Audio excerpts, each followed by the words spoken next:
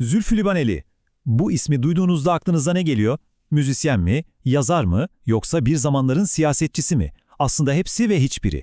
Çünkü bütün bu kimlikler çok daha derin bir hikayenin, toprağın altından gelen bir sesin parçaları. Şimdi lüks bir otel odasında bayılan bir kadının duyduğu o sesle başlayan bir yolculuğa çıkıyoruz. İşte bu tek cümle. Zülfü Livaneli'nin Konstantiniye Oteli romanının kalbi aslında tam da bu cümle. Bir otelin hikayesi üzerinden sadece bir insanın hayatını değil, bir ülkenin ruhunu anlamanın anahtarını veriyor bize. Roma bizi tam da bu anda karşılıyor. Gözünüzde canlandırın. 29 yaşında kurumsal hayatın içinde boğulmuş Zehra ve tam 1500 yıl öncesinden toprağın altından ona seslenen Romalı bir arabacı Markus. İşte bu gerçeküstü diyalogla başlıyor her şey. Peki, bu ilk başta fantastik görünen hikaye bizi nereye götürüyor? Aslında bu çok daha derin bir yere, yani tarihin katmanlarına ve bir sanatçının kendi kişisel mücadelesine açılan bir kapı. Zehra ile Markus arasında telepatik bir konuşma başlıyor. Düşünsenize, aralarında tam 1482 yıl var ama aynı toprağın üstünde ve altında duruyorlar. Biri modern dünyanın anlamsızlığı içinde kaybolmuş, diğeri ise tarihin en kanlı isyanlarından birinde tam 30 bin kişinin öldüğü Nika ayaklanmasında can vermiş. İnsan durup soruyor değil mi? Kim, neden böyle bir hikaye yazar? Bu sorunun cevabını bulmak için önce yazarın kendi olağanüstü hayatına bakmamız lazım. Belki de Zehra'nın o modern plazalardaki sıkışmışlığı, Livaneli'nin bir zamanlar demir parmaklıklar ardında ve sürgünde hissettiği o devasa yalnızlığın bir yansımasıdır, ne dersiniz? İşte bu sorunun cevabı Zülfü Livaneli'nin ta kendisinde gizli. Romanındaki o köksüzlük, o mücadele temaları, bunlar aslında doğrudan kendi hayat hikayesinden geliyor. Dile kolay, tam 11 yıl. Livaneli 1972'de sadece fikirlerinden dolayı askeri cezaevine girdikten sonra hayatının 11 yılını siyasi sürgünde geçirmek zorunda kaldı. İşte bu dönem eserlerindeki o derin yalnızlık ve yerinden edilmişlik hissinin de temelini attı. Şu zaman çizelgesine bir bakın, hayatındaki o inanılmaz dönüşümü görüyorsunuz. Fikirleri yüzünden hapse atılan bir mahkumdan dünya barışı için çalışan bir UNESCO elçisine ve bir milletvekiline uzanan bir yol. Nereden nereye?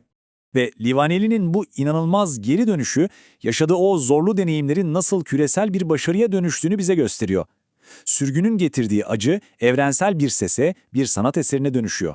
Sürgünden sonraki başarıları ise akıl almaz bir çeşitlilikte. Bir yanda Harvard ve Princeton gibi üniversitelerde dersler veriyor, diğer yanda müziği Londra, Moskova, Berlin senfonilerinde çalınıyor. Bu, sanatın politik mesajları nasıl sınırların ötesine taşıyabildiğinin en canlı kanıtı. Bu etkinin en net görüldüğü yer ise romanların küresel başarısı. Çin, İspanya, Güney Kore, birbirinden bu kadar farklı kültürlerde çok satanlar listesine girmesi ne demek biliyor musunuz? Demek ki Türkiye'nin yerel hikayeleri aslında tüm insanlığın ortak dertlerini anlatıyor. Şimdi Livaneli'nin bu kişisel tarihini aklımızda tutarak haydi romana geri dönelim ve bakalım onun tarih ve toplum eleştirisi nasıl şekilleniyor. Markus'la Zehra'nın diyaloğu romanın tam da kalbindeki o tezi ortaya koyuyor. Bu şehirde hiçbir şey değişmez, sadece tekrar eder. İsimler, renkler, mekanlar değişir. Mavilerle yeşiller gider, rakip futbol takımları gelir. Ama iktidara karşı birleşen kalabalıkların dinamiği binlerce yıldır hep aynıdır.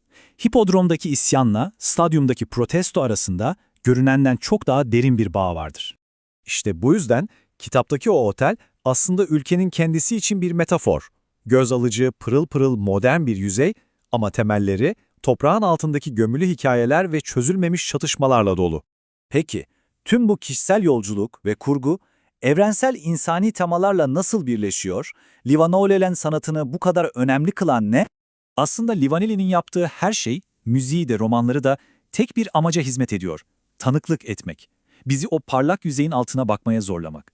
Sanatının her dalı, unutturulmaya çalışılan ne varsa ona karşı bir direniş aslında.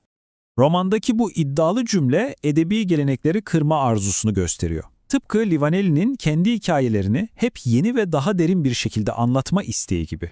Buradan çıkarmamız gereken temel mesaj belki de şu: Livaneli'nin hayatı da eserleri de bize geçmişin asla gerçekten övmediğini öğretiyor. Sadece susuyor ve eğer doğru dinlemeyi öğrenirsek hemen ayaklarımızın altından bizimle konuşmaya devam ediyor. Romanın sonunda yeni yılın tam eşiğinde Zehra otelin balkonundan o kadim şehre bakar ve aklından geçen o soruyu sorar. Livaneli bizi işte bu kışkırtıcı soruyla baş başa bırakıyor. Tarihin tekrar eden o acımasız döngüleri içinde bizim yerimiz neresi? Çünkü dün Marcus'un yaşadığı, bugün Zehra'nın hissettiği şey, yarın pekala bizim kendi hikayemiz olabilir.